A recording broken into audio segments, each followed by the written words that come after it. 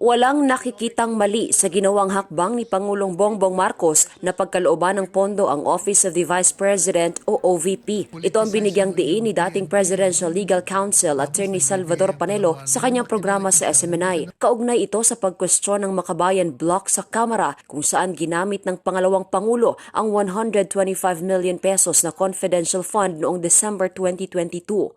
Ayon kay Panelo, hawak ng Pangulo ang desisyon kung saan ito gagamitin ang pondo ng kanyang tanggapan.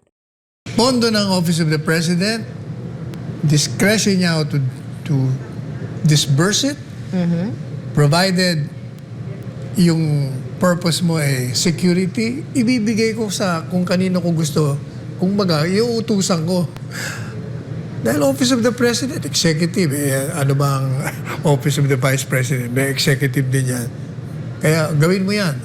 Kung assignment mo yan sa akin. So walang problema doon. Dagdag pa ni Panelo kung siya ang nasa posisyon ni PBBM ay muli niyang bibigyan ng pondo si Vice President Sara Duterte. Kung ako naman si Presidente Marcos Jr., di ba, binigay siya ng 125M?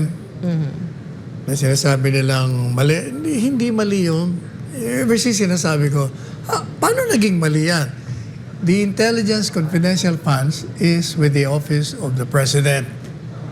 In other words, nasa sa kanyang discretion niya paano niya ipatutupad. Binigay niya kay Inday Sara.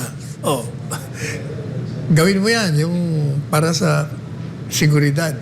So, paano mali? Kung ako si dating, si Presidente BBM, bibigyan ko ulit. Galing sa aking, galing sa aking pondo. Sa kabilang banda, naniniwala si Panelo na magiging malaking hamon para sa civilian offices ang pagpapatupad ng seguridad ngayong tinanggal ng mga ito ang confidential at intelligence fund. Para sa Diyos at Pilipinas kong mahal, Angel Pastor, SMNI News.